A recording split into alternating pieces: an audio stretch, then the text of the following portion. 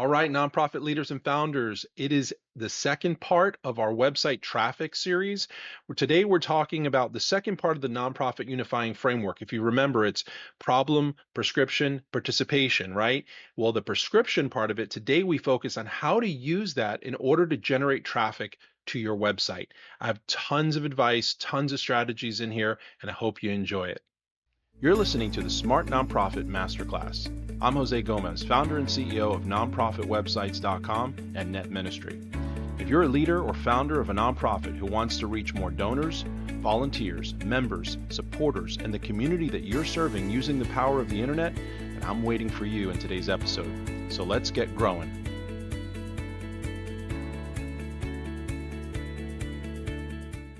Hello, nonprofit leaders and founders. I am excited about today. We're going to be in part two of how to generate traffic to your website using your organization's presentation, elements of your presentation according to the Nonprofit Unifying Framework. And if you guys, just a quick summary, if you are just catching up with us here, the Nonprofit Unifying Framework consists of three main parts, and this is a way to present your nonprofit to the world. So you've got the problem or issue that your organization is addressing, the prescription, the programs and things that you are putting forward and suggesting will help to resolve or address those problems, and then the participation, how people get involved in any of your entry points. So these are the front door elements of your nonprofit. So today, we're going to talk about that middle piece. In the last podcast episode, we talked about how to use the problems and issues that you're addressing to generate website traffic. Today, we're going to talk about how to use your prescription to do the same thing. Now, this is the part where I have a lot of issues with the way nonprofits are presenting themselves. A lot of times the programs and the things that they're doing, number one, aren't very clear. There isn't really a clear recipe that they're following. But many times, even when I do see the recipe, I don't really quite understand how it in any way impacts the issues that they're talking about addressing. So you want to make sure you get some good clarity around that.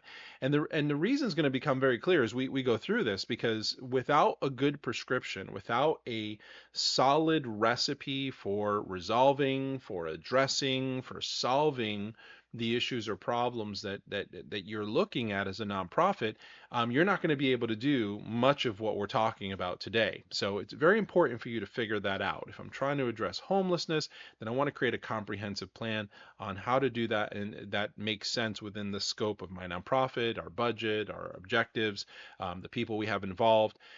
So it's very important to get clarity on that. Now, once you have clarity, let's talk about what we can do to use that to generate website traffic. So the first thing we want to talk about is, providing that compelling information about your prescription through success stories and case studies. Now, again, one of the things that you need to do is make sure that you have got a clear thing that you're doing, a clear prescription, because that is going to help you to mount together those success stories and case studies. And sometimes, you've got to go out and do some of the work before you can have these, because you can't have a case study, you can't have a success story without a case and without a success. So you want to gather those together. If you're a brand new nonprofit, and you're going to want to go out and get some of these, do some of the work that you're doing with as little resources as you can get away with, and create these stories, create these case studies, show the proof. And this is what this is all about. Showing case studies and success stories is all about showing proof that what you're prescribing works. Now, sometimes you don't have to necessarily, you don't have to have already done the work to show that there is success, that there are cases that have been addressed in a specific way. Maybe those are cases that aren't even yours. Now, I'm not suggesting that you make up or pretend that something someone else did is your success, but it's okay to reference that information, that someone else has had that success, that a specific nonprofit tried this approach and it worked.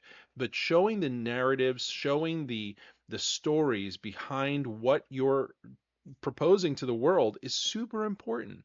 And this goes to the next step of, visual testimonies, showing people, again, show and tell, showing them, letting them see the impact that's being created. So once you start actually doing what your nonprofit is telling you, is saying that it's going to do for the world, you want to make sure you document those things so that you can offer them up as visuals and testimonials and narratives and case studies and success stories.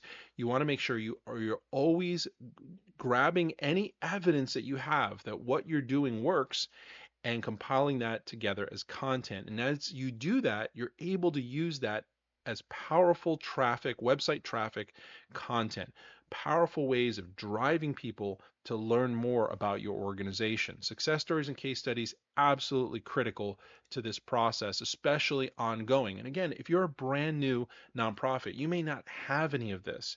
So what you'll want to do is document, talk to, interview. There's so many ways that you can create content out of someone else's story or someone else's success while still attributing it to them, but still relating it to why you really feel this justifies, or it helps provide the evidence that your prescription will work. All right, so mount some of that. Pretend that you're going into court and you have to prove that your nonprofit's approach is the best approach to take given your direction and your vision. Pretend that you've got to mount that evidence. You need a folder of proof.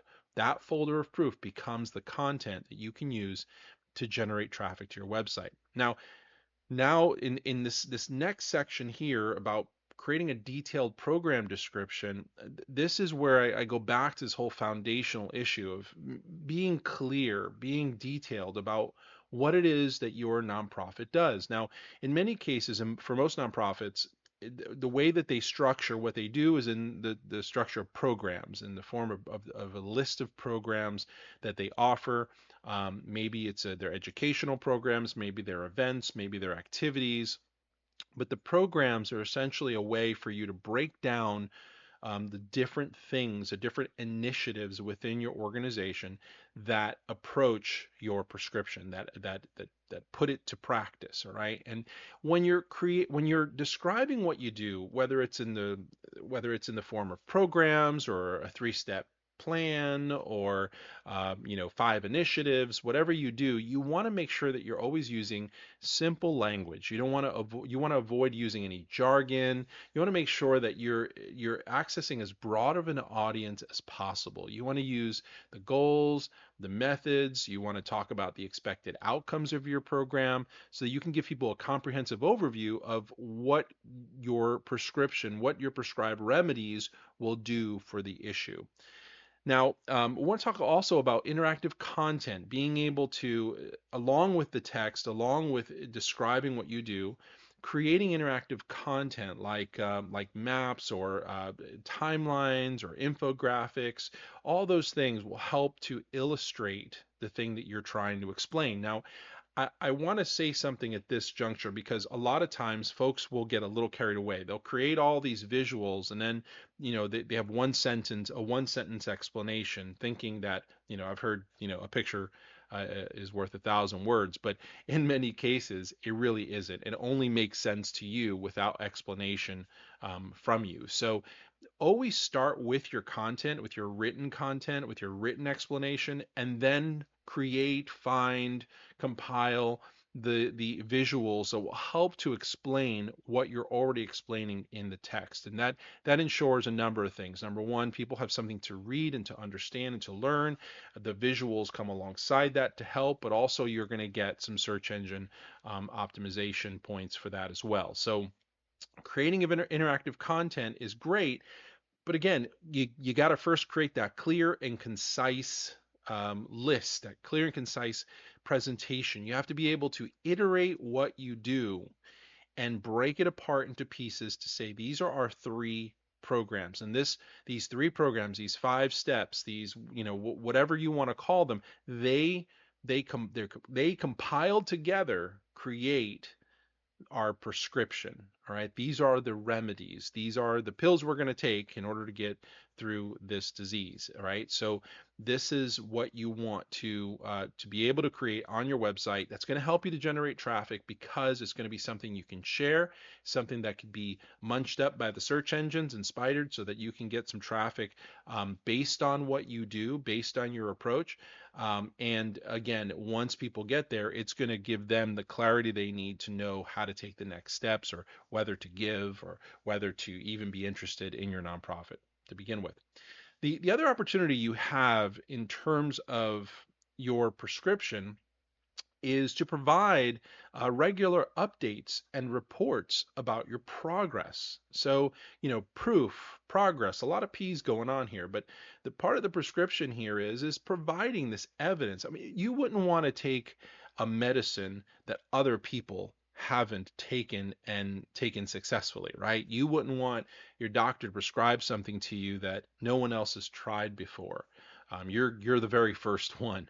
No, you want to be able to see that there's evidence, there's some sort of trials, there's some sort of proof that this thing works, and providing regular updates about what's going on with your organization through reports and newsletters. It helps to build trust, and it demonstrates that you feel accountable to your community, the community that you serve, the world at large.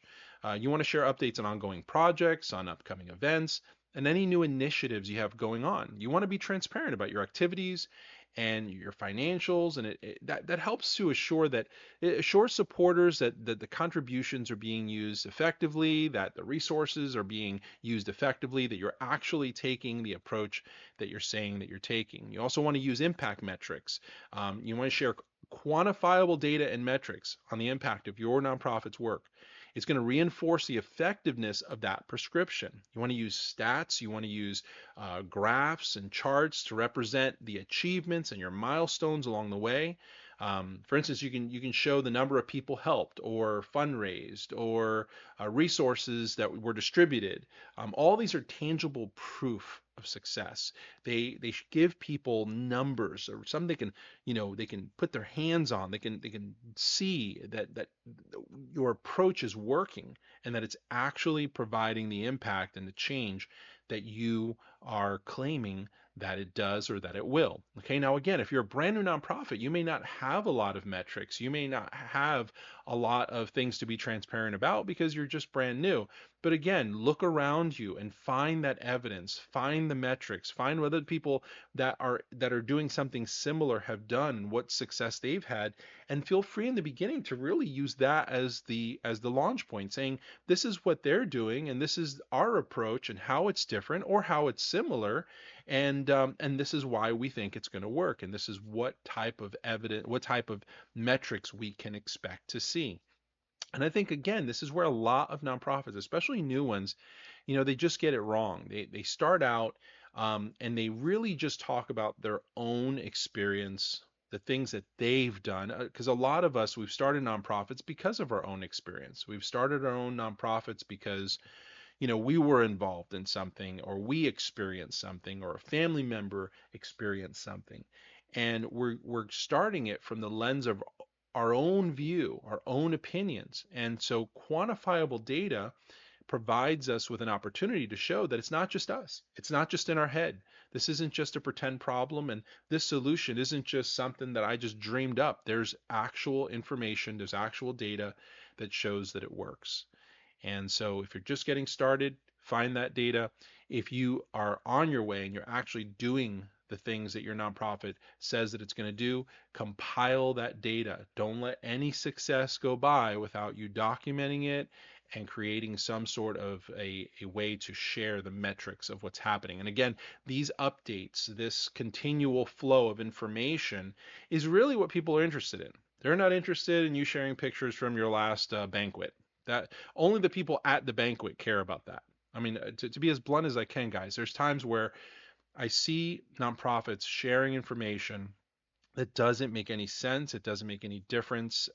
They're interested in it. Maybe some of the people that are involved in the nonprofit are interested in it, but nobody in the world cares. They want to see what you're doing, and this will create momentum for you. If you're constantly showing results, if you're constantly posting new stories about what your nonprofit's doing, it shows momentum.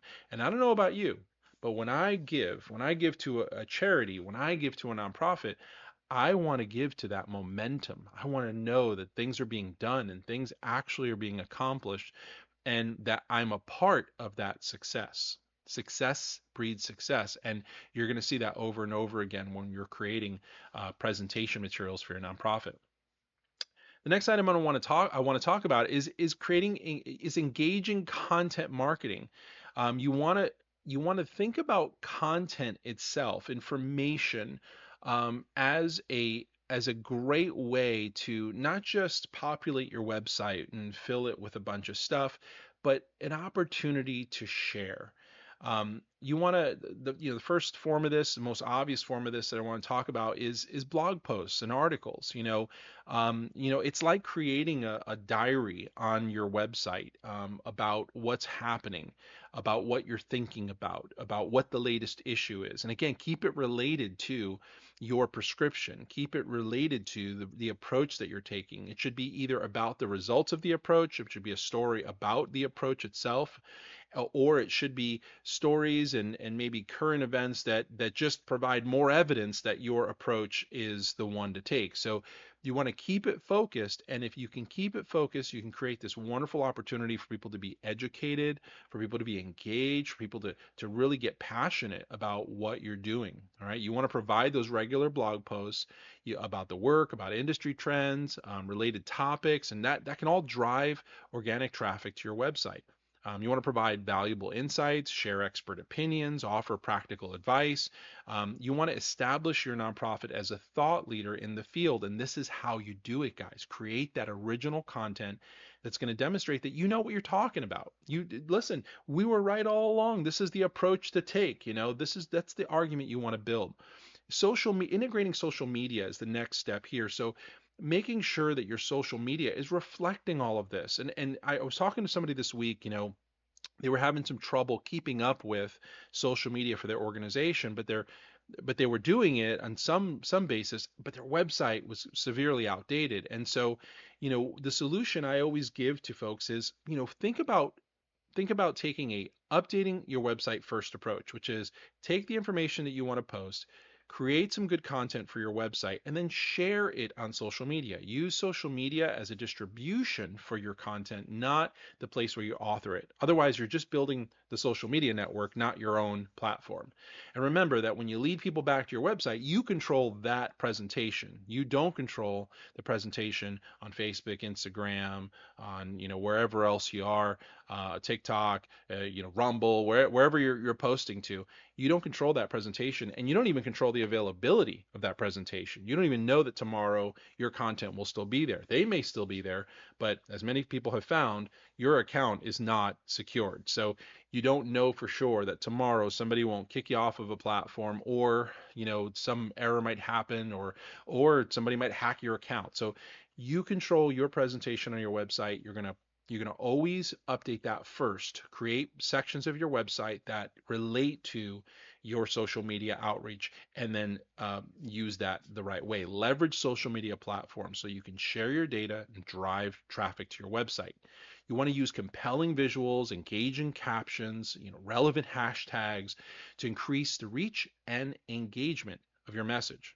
And you want to encourage followers to visit your website for more information, sign up for your newsletters, or donate. I mean, you get, again, you control that presentation. There's a reason why you're bringing people in, and you want to make sure that you are leveraging that. So very important as you integrate social media to always know that social media is your distribution point. Community engagement is our next section.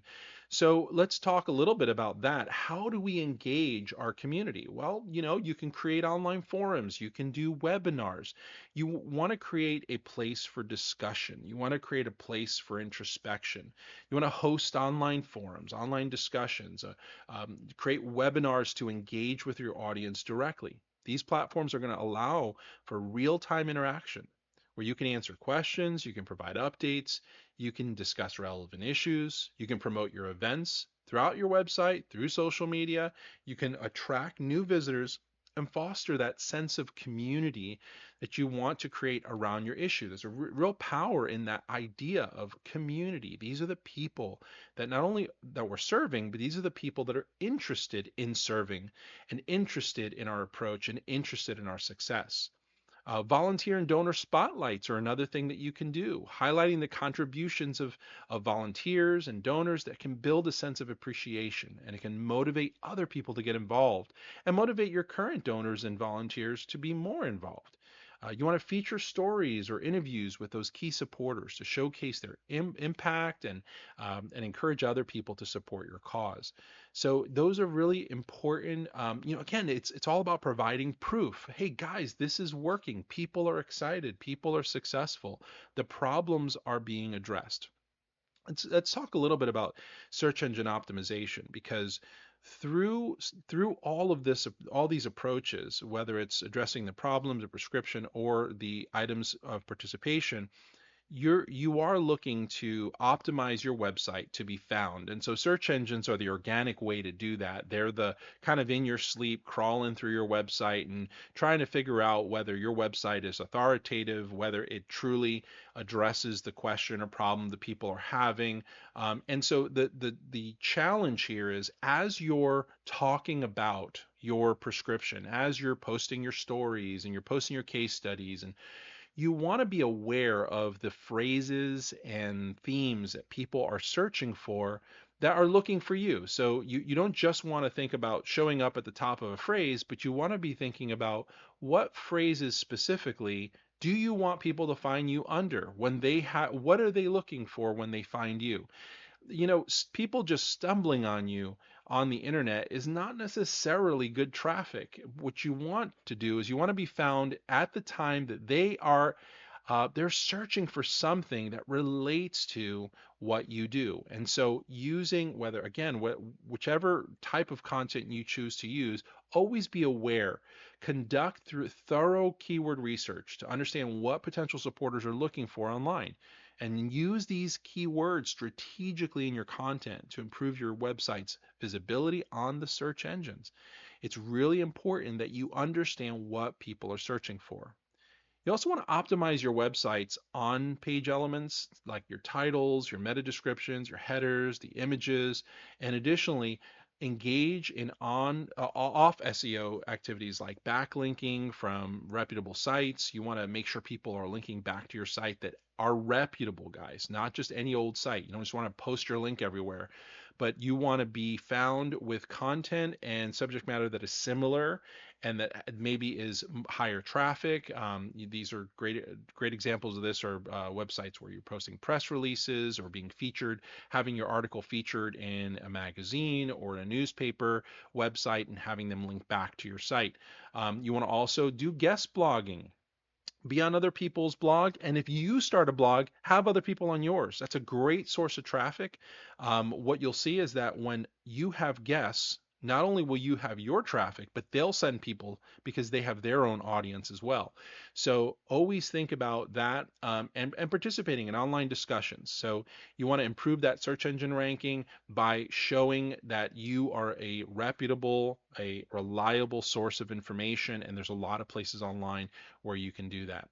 So today was just really all about utilizing, again, that second P, that prescription part of the nonprofit unifying framework to drive traffic. Because driving traffic to your nonprofit website, it does require kind of multifaceted approach.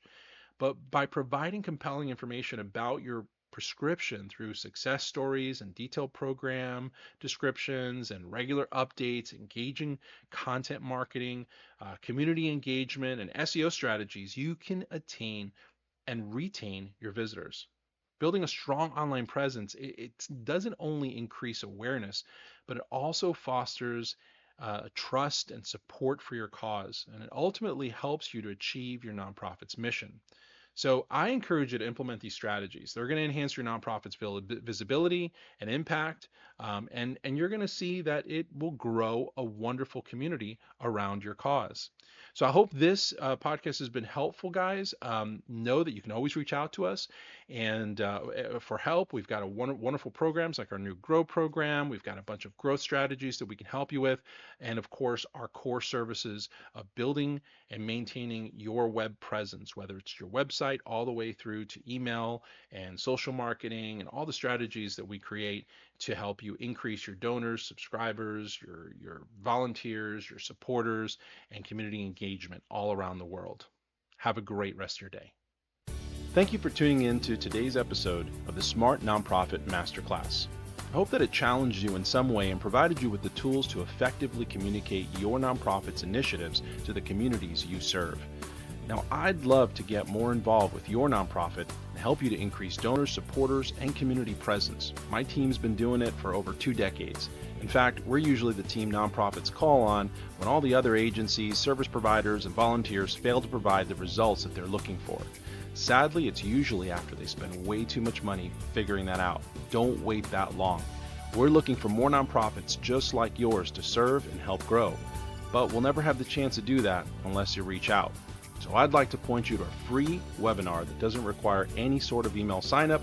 If you feel that we can help you after watching it, then book a call with me directly and we'll go over the ways we can best help you. Go now to nonprofitwebsites.com/apply and I'll see you on the other side. Have a great day.